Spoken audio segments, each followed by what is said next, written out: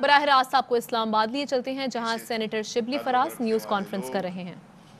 چاہے وہ show business کے ہوں، عالمی لیڈر ہوں، سیاسی لیڈر پاکستان کے ہوں، سب نے پرائم منسٹر عمران خان اور ان کی فیملی کے لیے نیک خواہشات کا اور دعاؤں کا اظہار کیا ہے۔ اس سے یہ ظاہر ہوتا ہے کہ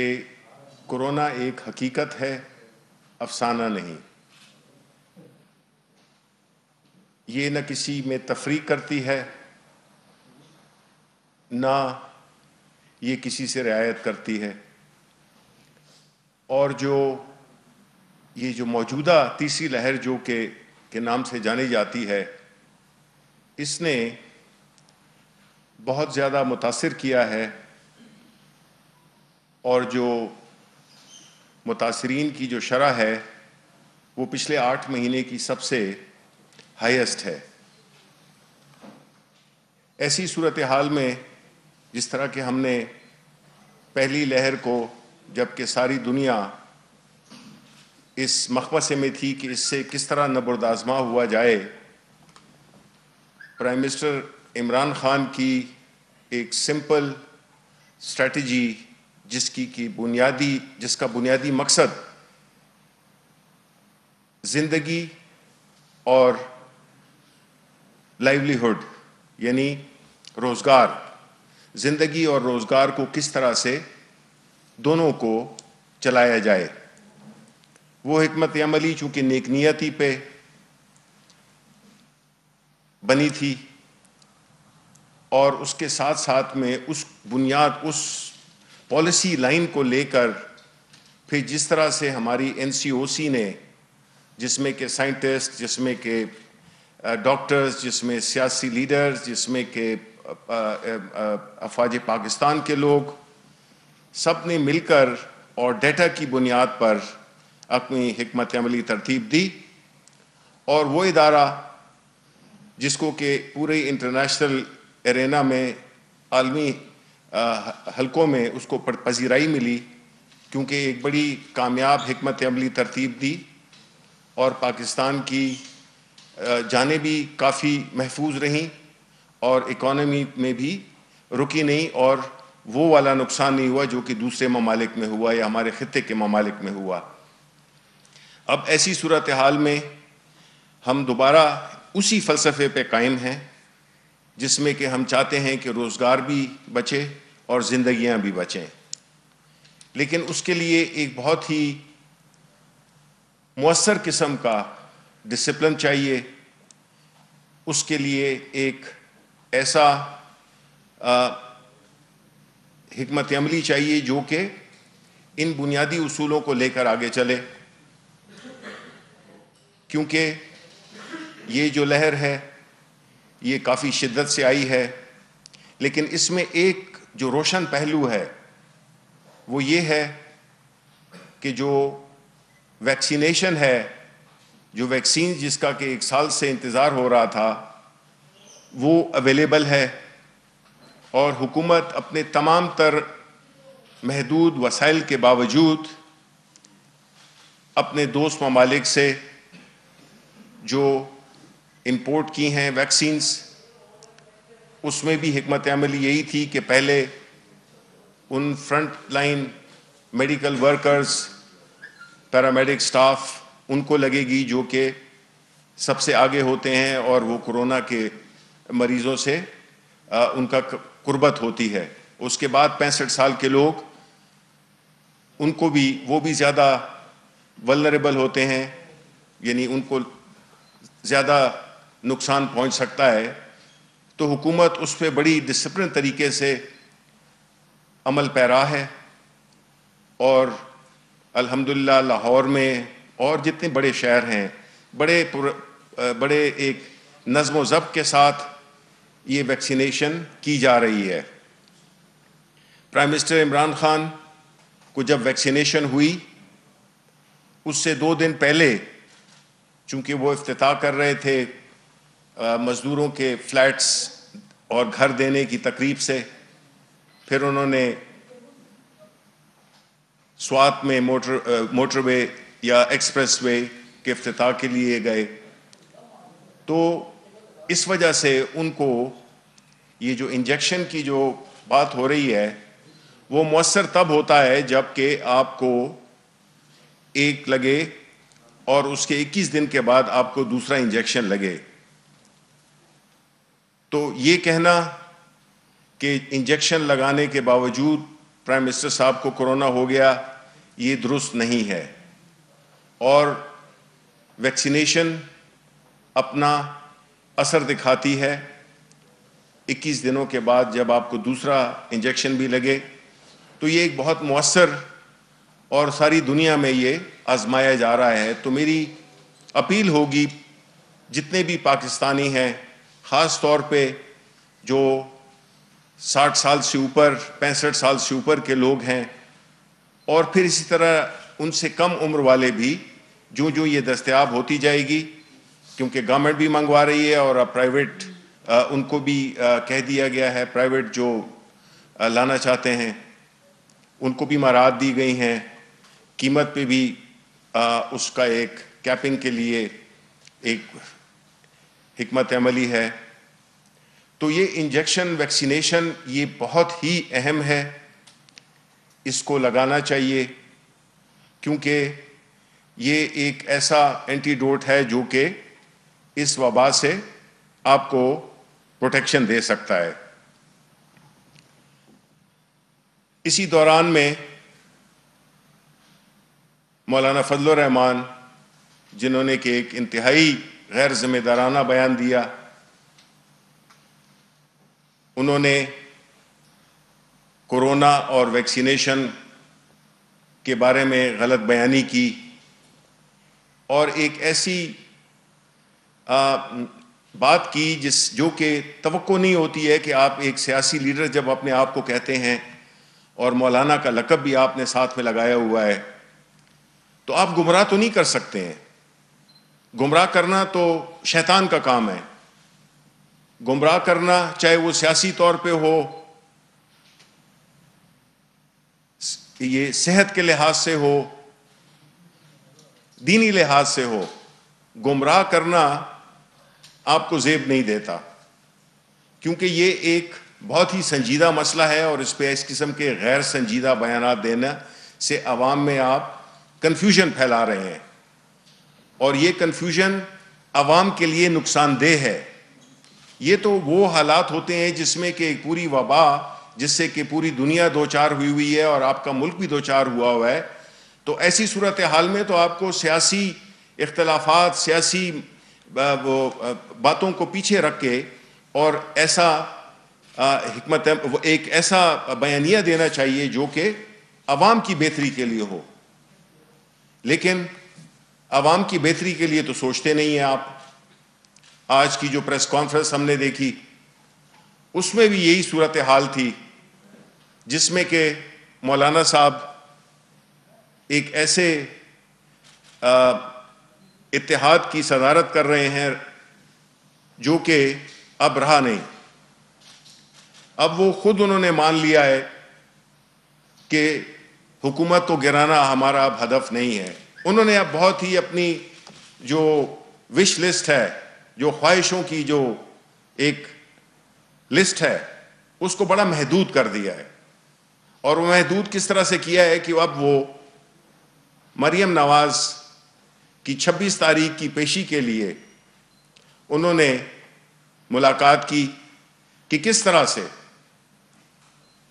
26 تاریخ کو انہوں نے بڑے واشگاف الفاظ میں کہا ہے کہ پی ڈی ایم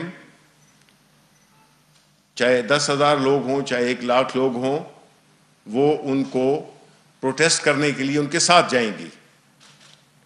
دیکھیں یہ تو پہلے ہی ہم نے کہا تھا کہ یہ جو پی ڈی ایم ہے جس کا کہ ابھی وہ خاک کے ڈھیر میں شعلہ ہے نہ چنگاری ہے, وہ تو اب ایک ماضی کا قصہ بن چکے اور ہمیں اس سے کوئی غرض نہیں ہے کہ وہ کیا کرتے ہیں, لانگ مارچ کرتے ہیں نہیں کرتے. وہ اپوزیشن لیڈر سینٹ میں پیپلز پارٹی کا بنتا ہے, نون کا بنتا ہے, کس کا بنتا ہے, ہمیں اس سے کوئی غرض نہیں ہے. نہ ہمیں اس سے غرض ہے کہ سینٹ کے الیکشنز میں کس نے ان کی کون سی پارٹی نے کس پارٹی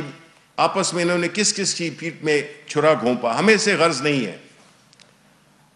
ہمیں تو غرض اس سے ہے کہ آپ کی جو ہمیشہ حکمت عمل رہی ہے کہ یہ جو آپ کی پوری تحریک تھی اور اسی وجہ سے ناکام ہوئی, اسی وجہ سے پذیرائی نہیں ملی, بیکاز اس میں عوام کے لیے کچھ بھی نہیں تھا. جو کچھ بھی تھا وہ اپنے لیے تھا. آپ بجائے اس کے کہ پروٹیسٹ کرتے ہیں, آپ جا کے حساب دے دیں, رسیدیں دے دیں. وہ بھی اگر نہیں ہے اور آپ اپنی جو دولت ہے, جو آپ کی پراپرٹیز ہیں, اس کو بھی بچانا چاہتے ہیں, تو پھر ایک قانون میں طریقہ ہے, اس کو آپ وہ کر لیں, آپ پلی بارگین کر لیں, آپ کے وہ بھی بچ جائیں گے اور آپ کا جو مسئلہ ہے وہ بھی حل ہو جائے گا. لیکن یہ جو ایک ماضی میں بھی ان کا یہی رویہ رہا ہے کہ کبھی سپریم کورٹ پہ چڑھ دوڑو, تو کبھی نیب پہ چڑھ دوڑو, تو کبھی اداروں پہ چڑھ دوڑو, کبھی پنڈی کی طرف چل پڑو. تو یہ جو ساری باتیں ہیں یہ اسی بات کا ایک ثبوت ہیں کہ ان کو عوام سے کوئی دلچسپی نہیں ہے, اور انہوں نے ہمیشہ اپنی مفادات کے تحفظ کے لیے یہ ساری سیاست کی ہے. انہوں نے سیاست برائے کاروبار کے قائل ہیں, اور انہوں نے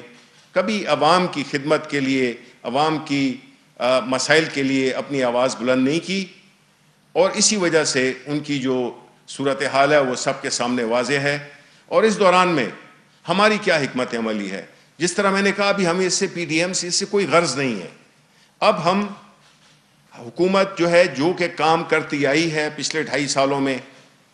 اور جو آگے کرنی جا رہی ہے, ہم اب آپ کو وہ بتائیں گے.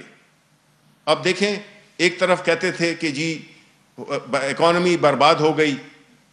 اب وہی ہے اسٹیٹ بینک کا آپ نے بیان سنا ہوگا کہ جو انیشلی 1.5% کی گروتھ تھی اب وہ کوئی 3% سے اوپر کی بھی ہو گئی ہے. تو اب تو چیزیں چل پڑی ہیں. اب تو وہ جو سخت وقت تھا کووڈ کے باوجود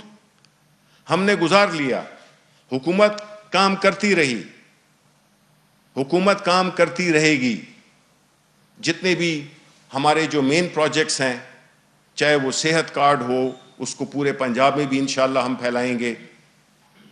ہمارے خیبر پختونخوا میں ایک کامیاب ترین صحت کارڈ کا ایک وہ ہے, بینیفیشریز ہیں, جو کہ آپ خیبر پختونخوا سے جا کے وہاں پہ جا کے آپ ان کے دوستوں سے, اپنے وہاں کے جو لوگوں سے معلوم کر سکتے ہیں کہ کتنی بڑی فیسلٹی ہے جس کی دنیا میں نظیر نہیں ملتی ہے. ایک یونیورسل ہیلتھ کیئر کا ایک پروگرام ہے, اور اس کی وجہ سے باقی علاقوں میں بھی جو کہ چھوٹے علاقے ہیں, رورل علاقے ہیں, جہاں پہ کہ اسپتال نہیں تھے, اب اس وجہ سے چونکہ ہر ایک کے پاس 10 لاکھ روپے کا ایک کارڈ ہے, اس کی وجہ سے اسپتال بھی بنیں گے, لوگ ادھر اسپتال بھی بنائیں گے, ادھر فارمیسیز بھی کھلیں گی, ادھر ریسٹورنٹس بھی کھلیں گے, ادھر ہوٹل بھی بنیں گے. تو یہ پورا ایک اکنامک چین ری ایکشن ہوگا اس ایک کارڈ کی وجہ سے.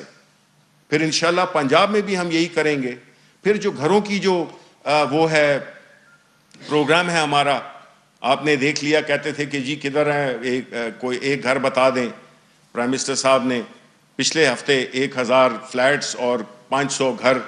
وہ انہوں نے اس کی ڈسٹریبیوشن کی. اسی طرح اور شہروں میں بھی ہم جا رہے ہیں. اب ہمارا فوکس ہوگا عوام کے لیے جتنے بھی پروجیکٹس ہم کر سکتے ہیں ہم وہ کر رہے ہیں. اور مہنگائی پہ سب سے بڑا جو پرائم منسٹر صاحب کا جو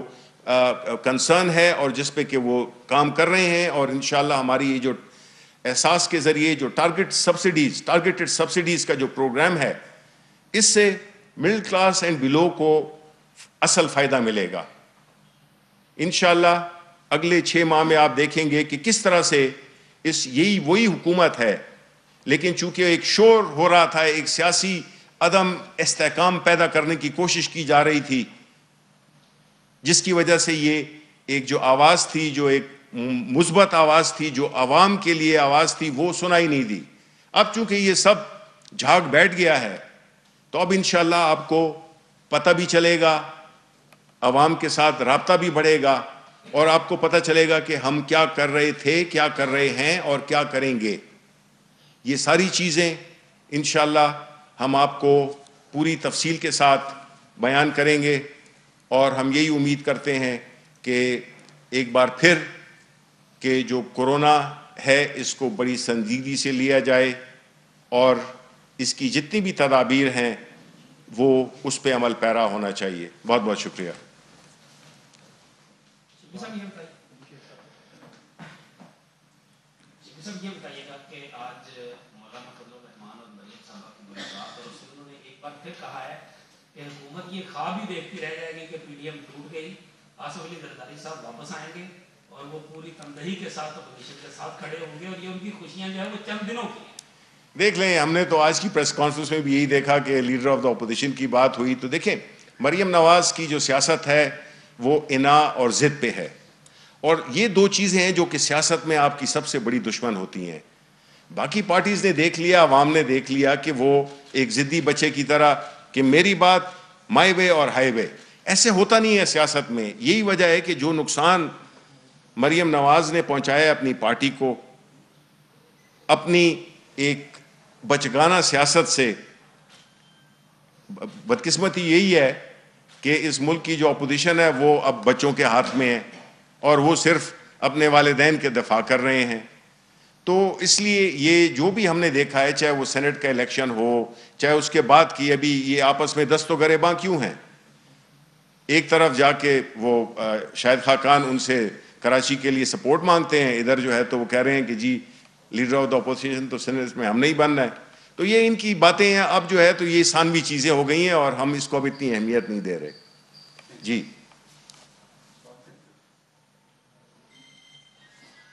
سب ایک چیز یہ بتا دیں کہ آرڈیننسن جو دو آرڈیننسز کے بارے میں تو آ چکا, اس کی کاپی بھی آ گئی, تو یہ ایک بڑی خوفناک خبر رہے ہیں کہ نیپرا, اسٹیٹ بینک اور ایف بی آر, یہ تین ایسے آرڈیننس آ رہے ہیں جن کو منی بجٹ کہا جا رہا ہے کہ یہ منی بجٹ آ رہا ہے, اور یہ 25 روپے تک, جو ماہرین کہہ رہے ہیں کہ شاید بجلی کا یونٹ 25 روپے تک چلا جائے, اور جو 300 تک کا یونٹ کی ریلیف ہوتا تھا وہ 100 تک نیچے آ جائے. آئی ایم ایف کی شرائط ماننے سے عام آدمی جو ہے وہ کہاں جائے گا, اپوزیشن کو بھول جاتے ہیں.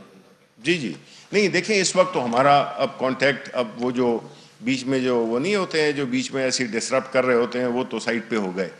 اب بات یہ ہے کہ جو بھی ہمارا, جس طرح آپ نے کہا بجلی کا, نیپرا کا, یہ جو آرڈیننسز کی بات کی, دیکھیں یہ ایک ایسا پرانے گناہوں کا ہم کفارہ ادا کر رہے ہیں جس میں کہ ہم نے اپنے تئیں وہ اقدامات نہیں کیے جو ہمیں کرنے چاہیے تھے, جس کی وجہ سے ہم چیزوں کو قالین کے نیچے ڈالتے رہے. نتیجہ یہ ہوا کہ جب بھی کبھی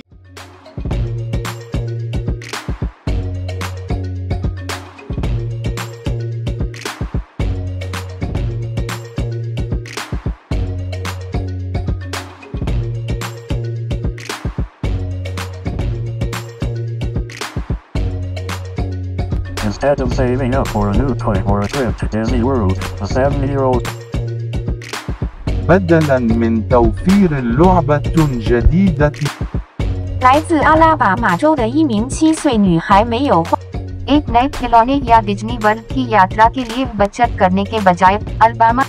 Anstatt für ein neues Spielzeug oder eine Reise nach Disney World zu sparen, hat Anstatt für un neus Spielzeug oder eine Reise nach Disney World zu sparen,